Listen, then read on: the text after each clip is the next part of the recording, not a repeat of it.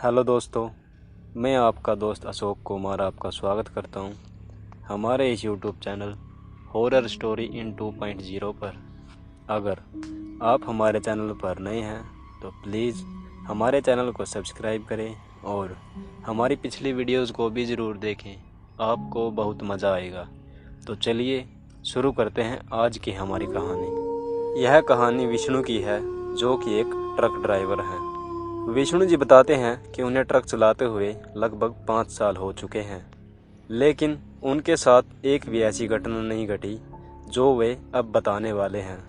यह एक ऐसी घटना थी जिन्हें वे सारी जिंदगी भर भुला नहीं सकते थे। विष्णु जी बताते हैं कि कैसे उनकी एक गलती की वजह से उनके ट्रक खलासी की जान चली गई। उनके ट्रक पर जो खलासी काम करता था उसका नाम आरव था। तो चलिए बढ़ते हैं कहानी की ओर। विष्णु जी बताते हैं कि वह माल की डिलीवरी करने के लिए जयपुर जा रहे थे। उनके साथ उनका ट्रक खलासी भी मौजूद था। तब आरव जिद करने लगा कि मैं ट्रक चलाऊंगा, आप यहाँ पर बैठ जाइए। उसे ड्राइविंग का काफ़ी शौक था, इसलिए मैंने उसे कुछ नहीं कहा और मैंने ट्रक रोक दी। और इसके बाद आरव ट्रक को ड्राइव करने लगा। रात के ठीक 11 बज रहे थे। आरव ट्रक को पूरी रफ्तार के साथ चला रहा था, जिससे मैं उसे कह रहा था कि रफ्तार को थोड़ा कम कर लो। मेरे कहने के बावजूद उसने रफ्तार को थोड़ा धीमा कर लिया। उस हाईवे पर एक भी गाड़ी मुझे नज़र नहीं आ रही थी। हाईवे बिल्कुल सुनसान हो चुका था। तभी अचानक हमने देखा कि हाईवे के बीचों बीच कोई लेटा हुआ है। इस पर आरव ने मुझे कहा कि उस्ताद, हमें गाड़ी नहीं रोकनी चाहिए है। इस पर विष्णु जी ने कहा कि हमें गाड़ी रोकनी चाहिए है, क्या पता उसे कोई मदद चाहिए हो और वह कोई गंभीर हालत में हो। विष्णु जी की बात सुनकर आरव ने गाड़ी को उसके पास रोक दिया। तब आरव ट्रक से नीचे उतरकर उस चीज़ के पास गए तो देखा कि वह एक औरत है। उसने सफ़ेद साड़ी पहन रखी थी। वह ज़मीन पर ऐसे लेटी हुई थी जैसे उसका एक्सीडेंट हो गया हो। आरव जैसे ही भागकर उसके पास गया, वह औरत एकदम से गायब हो गई। विष्णु जी ट्रक में बैठे बैठे यह नज़ारा देख रहे थे। तब विष्णु जी ने देखा कि एक काला धुआं आरव के अंदर से आर पार हो गया। मैंने आरव को आवाज़ दी और वह ट्रक के अंदर आ गया। तब मैंने उससे कहा कि ट्रक को जितनी रफ्तार से भगा सकती हो उतनी रफ्तार से भगाओ, यहाँ पर मुझे कोई आत्मा का चक्कर लग रहा है। यह बात सुनकर आरव गाड़ी को धीमे धीमे चलाने लगा। मैंने उससे कहा कि ट्रक की स्पीड को बढ़ाओ, लेकिन विष्णु जी ने देखा कि आरव उनकी बात ही नहीं सुन रहा है। तब आरव ने थोड़ी आगे ही जाकर ट्रक को रोक दिया और ट्रक से नीचे उतरकर जो पास में ही एक जंगल था उसकी तरफ चला गया। मैंने आरव को काफ़ी आवाज़ें दी, लेकिन विष्णु जी बताते हैं कि आरव ने उनकी एक भी बात का जवाब नहीं दिया। विष्णु जी ट्रक से नीचे उतरे और आरव के पीछे पीछे जाने लगे, लेकिन आरव काफ़ी तेज़ी से चल रहा था और वह जल्द ही उस जंगल के अंदर चला गया। विष्णु जी बताते हैं कि उस जंगल में काफ़ी अंधेरा था और विष्णु जी ने अपनी फ़ोन की टॉर्च को ऑन किया और वे आरव को उस जंगल में ढूंढने लगे। तब विष्णु जी ने देखा कि आरव एक पत्थर के ऊपर बैठा हुआ है। वह अपनी गर्दन नीचे झुकाकर बैठा था। विष्णु जी को ये सब काफ़ी अजीब लगा। वे आरव के पास गए और उसे जाते ही कहा कि तुम यहाँ पर आकर क्यों बैठ गए। विष्णु जी ने आरव को यह बात कई बार कही, लेकिन आरव ने उनकी बात का जवाब तो छोड़ो, उसने अपने सिर को ऊपर तक नहीं उठाया।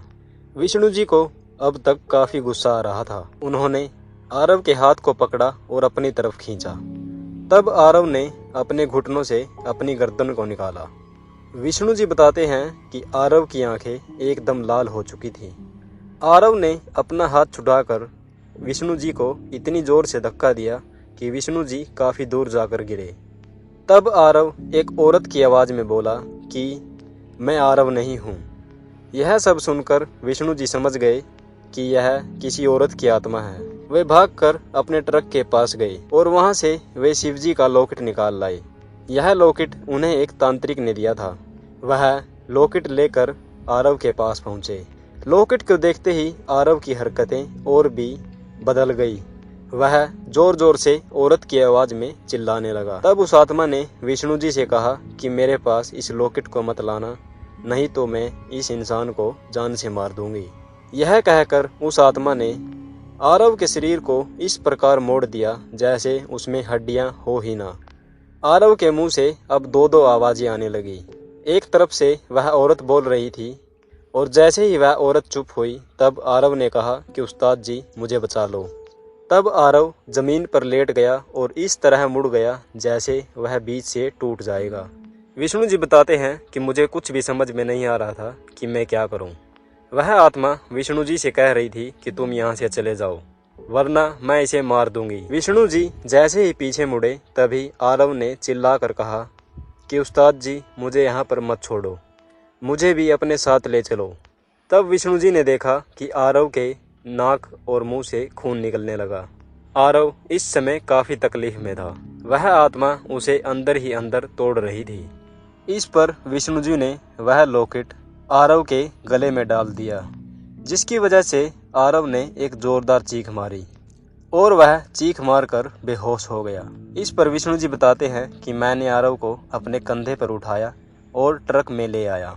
मैंने ट्रक को शुरू किया और काफ़ी रफ्तार के साथ ट्रक को फिर से ड्राइव करने लगा। साइड मिरर से मुझे वह आत्मा अब भी दिखाई दे रही थी। विष्णु जी बताते हैं कि वह आत्मा काफ़ी भयानक थी और ट्रक का पीछा ही कर रही थी। आरव अब भी बेहोश था। मैं उस हाईवे की साइड में किसी हॉस्पिटल को ढूंढने लगा ताकि मैं आरव को वहां पर एडमिट करा सकूं। तब मैंने देखा कि आरव अपनी जगह पर बैठ गया है। मैंने उससे कहा कि तुम अब ठीक हो ना। इस पर आरव ने कोई भी जवाब नहीं दिया और मैंने उस लॉकेट की तरफ ध्यान ही नहीं दिया कि वह लॉकेट उसके गले से खुल चुका है। पता नहीं कैसे, लेकिन वह लॉकेट उसके गले से निकल गया और मैंने उसके गले में लॉकेट को नहीं देखा। मेरा सारा ध्यान ट्रक चलाने में था। तब आरव ने मेरी तरफ देखकर एक बात कही कि अब मुझे कोई नहीं बचा सकता। मैंने देखा कि सामने से एक ट्रक काफ़ी तेज़ी से आ रहा है। वह ट्रक हमसे काफ़ी दूर था। तब आरव ट्रक की खिड़की खोलकर उस ट्रक से नीचे कूद गया और मैंने ट्रक को ब्रेक लगा दी। तब मैंने देखा कि आरव जो सामने से ट्रक आ रहा था उसके आगे कूद गया और मेरे देखते ही देखते आरव ने मेरे सामने ही दम तोड़ दिया। तब वह आत्मा उसके शरीर से निकली और जोर जोर से हंसने लगी और हंसती हंसती वह उसी जंगल में चली गई। मुझे अपनी गलती पर काफ़ी अफसोस हुआ। विष्णु जी बताते हैं कि अगर मैं ध्यान दे देता कि उसके गले में लॉकेट है या नहीं तो आज आरव जिंदा होता। तो दोस्तों, आपको हमारी ये कहानी कैसी लगी? इसे लाइक और शेयर ज़रूर कीजिएगा।